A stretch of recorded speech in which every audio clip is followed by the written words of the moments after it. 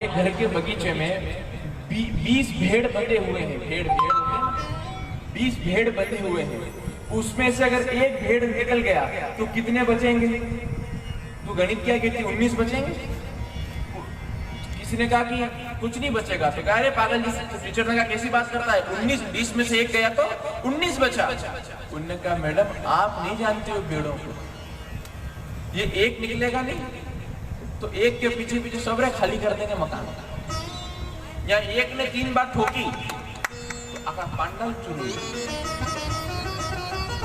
ये कहीं तालियां बजाने चाहिए, मैं महादेव ने बजाई है। इसलिए आप लोग भी शिवालय में जाते हो तो क्या करते हो, पहले अब खाली कर रहे हैं अपन, इसका अर्थ पता ही नहीं अपने को। आज करने को तो सब तैयार है अपने, उसका अर्थ भी तो जाना करो कि क्यों हुई, ये कहां से शुरू हुआ, ये क्यों बजाया गया। तुम सेठ महादेव की छाती पे जाके क्या करोगे? यूं कहूंगे लो उठो उठो उठो, उठे हुए हैं वो तो जागृत है, शिव तत्व में, उनको क्या उठाऊंगा यार।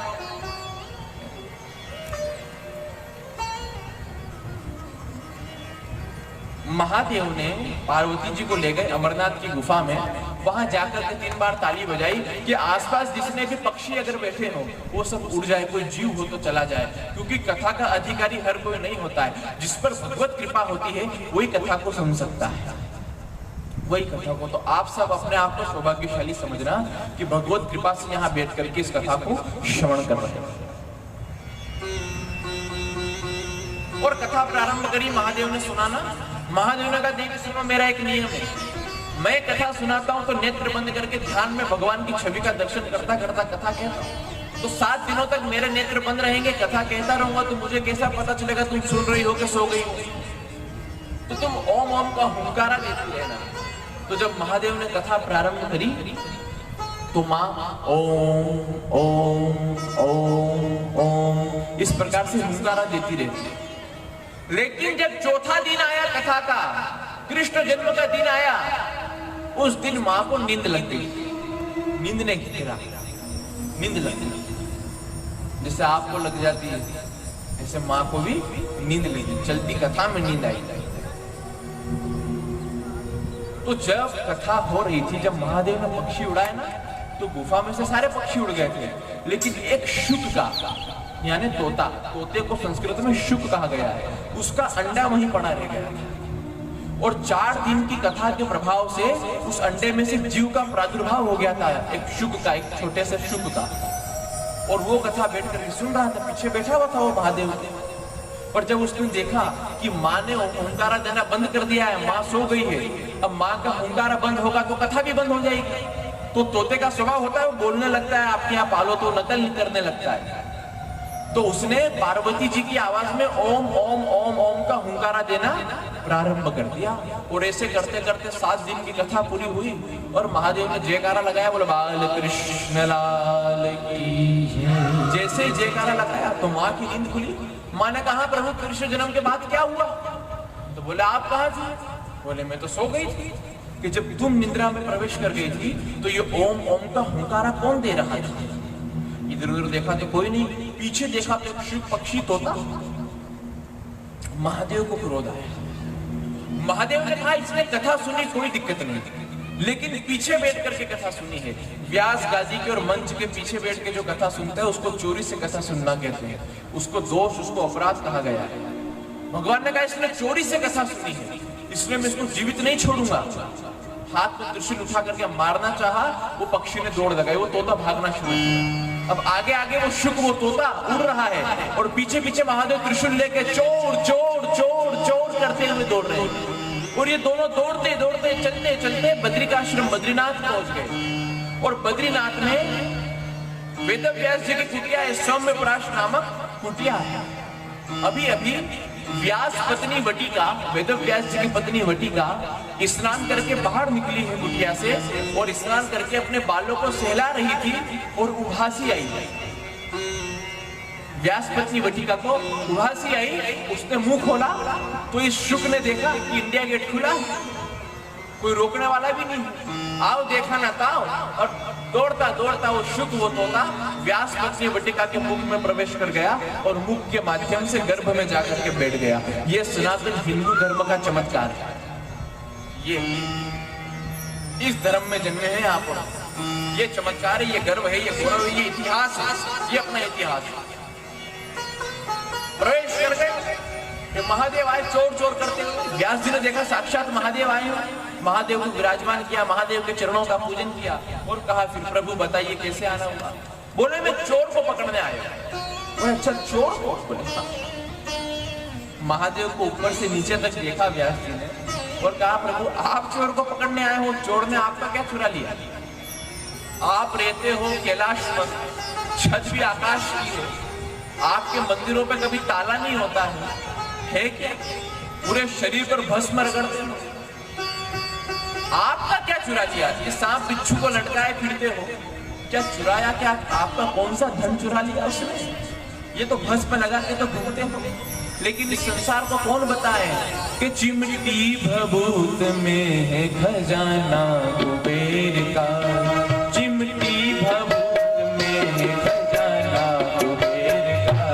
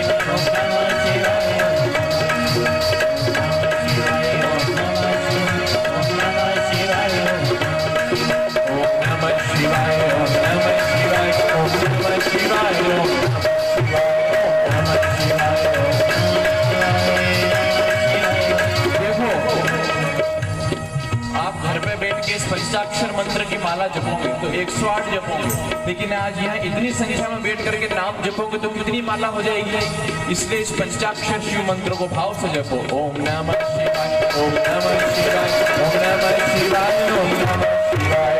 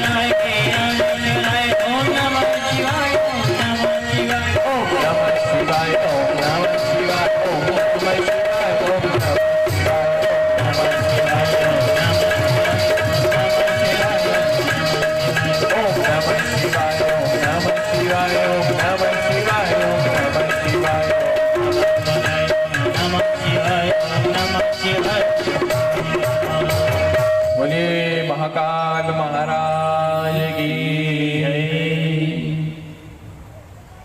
तो व्यास जी ने पूछा, महादेव आप चोर चोर करते हुए आए हो, चोर ने आपका क्या चुरा लिया? बोले उसने अमर कथा चुराई। महादेव ने क्या कहा कि उसने अमर कथा को चुराया। तो व्यास जी ने कहा, प्रभु अमर कथा सुनने से क्या होता है? बोले अमर कथा सुनने वाला अमर हो जाता है। तो जब वो अमर कथा सुन करके अमर हो गया तो फिर आप उसको कैसे मार सकते हो? बोले हाँ व्यास जी, ये तो मेरे विचार में ही बात नहीं है। ठीक है, मैं लौट रहा हूं व्यास जी कैलाश की ओर, पर याद रखिएगा चोर इधर ही आया है। और वो शुक, वो तोता तो व्यास पत्नी वटिका के गर्भ में प्रवेश करके बैठ गया है और अब गर्भ में बैठ करके भगवान का भजन कर रहा है। एक दिन व्यास पत्नी वटिका ने व्यास जी से कहा कि स्वामी, मुझे अपने गर्भ के अंदर से वेद मंत्रों की आवाजें सुनाई देती है, भजन कीर्तन की आवाज सुनाई देती है, नाम जप की आवाज सुनाई देती है, आखिर बात क्या है? ए बच्चों, इनको उठा दो यहाँ से सोफे पे से, इनको पीछे करो, ये हुल्ला कर रहे हैं, नाटक कर रहे हैं। चलो उठो यहाँ से, सब उठो, उधर पीछे चलो, आओ उठो इधर से, चलो।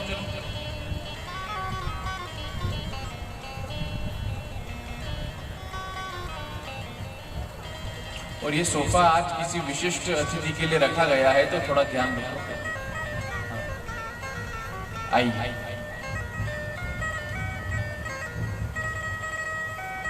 व्यास पत्नी ने कहा कि स्वामी, मेरे गर्भ से मुझे भजन कीर्तन वेद मंत्रों की नाम जप की ध्वनि सुनाई देती है, आखिर क्या बात है? वाह, कितना अच्छा लग रहा है। 2 मिनट के हाय पर फिर आएगा वही आएगा। व्यास पत्नी से, व्यास जी ने कहा अपनी पत्नी से कि देवी, मुझे लगता है कि तुम्हारे गर्भ में कोई संत है, कोई भगवान का भक्त पल रहा है और वो जल्दी ही जन्म लेगा। तो व्यास पत्नी ने कहा, प्रभु कब जन्म लेगा? बहुत समय हो गया। अच्छा बताओ, प्रकृति का नियम क्या है? भगवान के संसार का नियम क्या है? गर्भ में बच्चा आता है माँ के गर्भ में तो 9 महीने में जन्म ले लेता है, ये नियम है, 9 माह की उसकी सीमा है। लेकिन ये जो शुक है, ये कौन है? ये तो सुखदेव जी हैं। ये 9 महीने, 1 साल, 2 साल, 3 साल नहीं, 12 साल तक माँ के गर्भ में रहे। 12 साल तक। इसलिए महापुरुषों ने अपनी वाणी में लिखा कि 12 वर्ष गर्भ तब किन हो, माया सुमन रति न दिन हो, पिता व्यास जन्मत ही त्यागो, नरपति गुरु सो सांसो भागो, त्याग वैराग मत को पूरो और इंद्रिय जीत काच दृढ़ शूरो। 12 वर्ष तक तपस्या करी है गर्भ में रह करके सुखदेव जी ने। बताओ, उनने कहा कि कहां जाऊंगा बाहर निकल करके, पहाड़ों में भी आज एकांत नहीं है। हम अभी जाने वाले ऋषिकेश भजन साधन के लिए 1 महीने के लिए, और वहां भी जो हमारी जो व्यवस्था करते वो देखते तो वो कह रहे गुरु जी तो पहाड़ों में भी रिसोर्ट बन गए। अब बताओ जाओगे कहाँ, ढूंढोगे कहाँ? गुफाओं में भी उन्होंने दरवाजे लगा के रेंट कर दिया। अब कहाँ जाओगे बताओ? केदारनाथ में जो गुफा है पीछे की तरफ ऊपर, वहां पे माननीय प्रधानमंत्री जी गए थे थोड़े दिनों पहले, मोदी जी। वहां एक रात ध्यान किया प्रधानमंत्री जी ने, अगले दिन से केदारनाथ वालों ने उसका रेंट शुरू कर दिया रहने के लिए, और वो प्रधानमंत्री तब करके गए। अब वहां गुफा का भी पैसा लाए, जाएंगे कहाँ? तो सुखदेव जी ने सोचा कि बाहर कहाँ जाऊंगा, कहीं एकांत नहीं बचा, ये सबसे बढ़िया है, यहाँ कोई आना जाना नहीं है। तो 12 साल तक माँ के गर्भ में रहे। बताओ कोई रह सकता है? रह सकता है क्या? नियम है संसार का? नहीं। पर ये एक संत है, एक भक्त है, और ये सनातन वैदिक हिंदू धर्म का गौरव है कि एक संत, एक सुखदेव 12 साल तक अपनी माँ के गर्भ में रहते हैं। 12 वर्ष गर्भ तप किन हो, माया सुमन रति न दिन हो। 12 साल तक गर्भ में बैठ करके तपस्या करें। जब इतना समय हो गया तो एक दिन व्यास जी ने वटिका के गर्भ के निकट आकर के कहा, बेटा सुखदेव बाहर आ जाओ, तुम्हारी मां को कष्ट होता, तो अंदर से सुखदेव जी ने पूछा, गर्भ में से आवाज लगाई सुखदेव जी ने, और सुखदेव जी ने कहा, पिताजी मैं सुखदेव के दुखदेव? बोले सुखदेव। तो जब सुखदेव हूं तो मेरी माँ को कष्ट क्यों हो रहा है? अरे पर बेटा बाहर तो आना पड़ेगा ना, नियम है प्रकृति का, तुम्हें 12 साल हो गए, क्या करोगे, बाहर क्यों नहीं आते? बोले मैं इसलिए नहीं आता पिताजी कि बाहर आऊंगा ना तो नारायण की, भगवान की माया मुझे पकड़ लेगी और माया में लिप्त हो जाऊंगा। अब अपनी बात करते हैं। अपन जब माँ के गर्भ में होते ना, सभी कैसी किस अवस्था में होते हैं बोलो? उल्टे लटके हुए होते हैं। माँ के मल मूत्र के भांड में तो पड़े रहते, और कहाँ? माँ को डंडक के गद्दे लगे हुए हैं आपके लिए, बोलो क्या है? माँ के मल मूत्र में पड़े हुए हो कि नहीं? और माँ ने कुछ तीखा खा लिया, चटपटा खा लिया तो वो दिक्कत देता है। अंदर बड़े बड़े जीवाणु होते हैं, वो नोचते हैं, इतनी समस्या होती है। उस छोटे से गर्भ में हम उल्टे लटके रहते हैं, तब हम भगवान से प्रार्थना करते हैं, हम सभी भगवान से बात करके आते हैं अंदर। क्या कहते हैं? प्रभु मुझे यहां से बाहर निकाल। तो भगवान पूछते हैं बाहर निकल करके क्या करेगा? बोले आपका भजन करूंगा। चोर तो कहता है साहब मेरे को छोड़ दो, क्यों? आज के बाद चोरी नहीं करूंगा। पर क्या पुलिस वाले ऐसे मान ले तो सारे जेल खाली हो जाए? नहीं, इधर आपके घर बार सब खाली हो जाए। बोले चोर भी यही कहता है कि साहब अब चोरी नहीं करूंगा, पर वो छोड़े? हम सब माँ के गर्भ में भगवान से कह करके आते हैं, प्रभु यहाँ से निकाल दो। क्या करेगा बाहर जाके? बोले आपका भजन करूंगा। अच्छा पक्का ना? पक्का प्रॉमिस, पूरा वादा करता हूं मैं आपसे, बाहर जाके आपका भजन करूंगा। ठीक है, ये जा।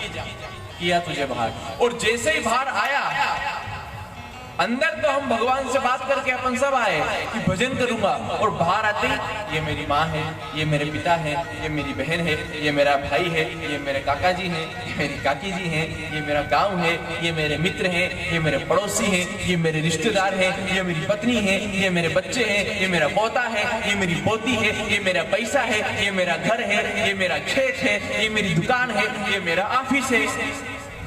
भगवान कहाँ है? और तो सब है, जिससे बात करके आए थे वो कहां गया? बोलो, नहीं करके आए हो आप? कितना भगवान कहां है? भगवान कहां है? जितने बैठे हो सब गर्भ में भगवान से बात करके आए हो, क्या भगवान को ढूंढ रहे हो? भगवान से बात करके तो वहां से बाहर निकलते हो आप लोग गर्भ से, और उसके बाद बोलो वादे से पलटे कि नहीं पलटे? आप पलटे कि नहीं पलटे? बाहर आते ही माया कैसी लगी कि सब भूल गए कि कहा भगवान ने कहा भगवान का वादा। हम तो बाहर आते सब कुछ भूल गए, सब कुछ विस्मृत हो गए, सब विचार चार।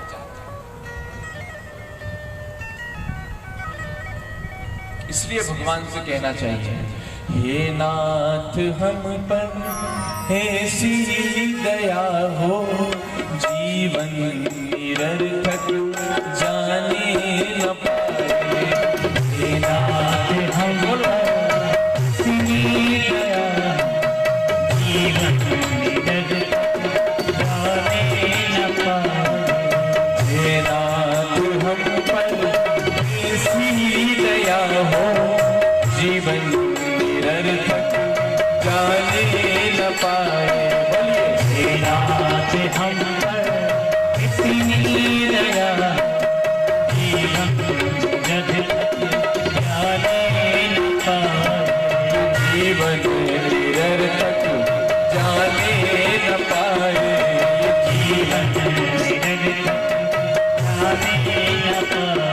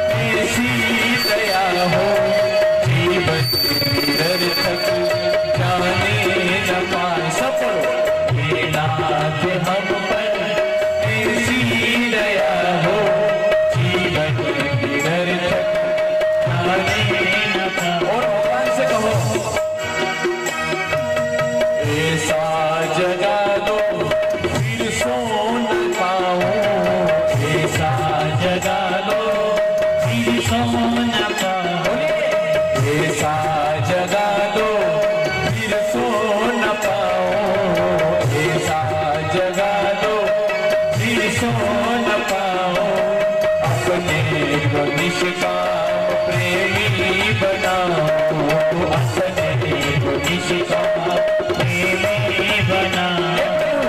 ऐसा जगा दो फिर सो न जाऊं, ऐसा जगा दो फिर सो न जाऊं। देखो ऐसा है, ये कोई भजन नहीं, ये भगवान से हम प्रार्थना कर रहे हैं, तो अपनी अपनी तरफ की प्रार्थना तो करोगे कि नहीं करोगे, बोलो तो करो ना। फिर यहाँ जागने की बात हो रही, पीछे आते तो ये नींद में ऐसा जगा दो, जागो तो सही, बोलो तो सही, बोलो।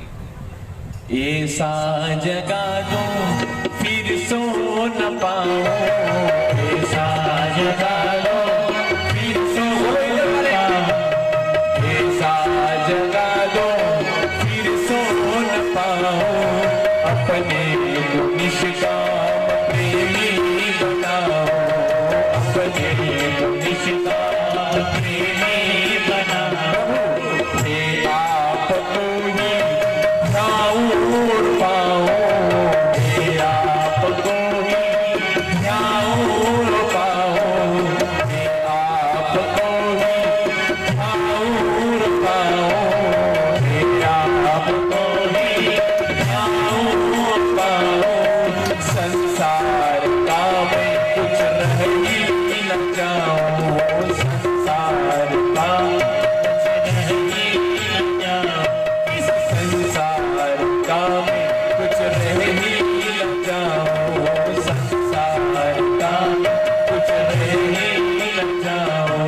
तो हे नाथ हम पर ऐसी दया हो, हे नाथ हम पर ऐसी दया हो, जीवन दर तक जाने न पाए, जीवन दर तक जाने न पाए।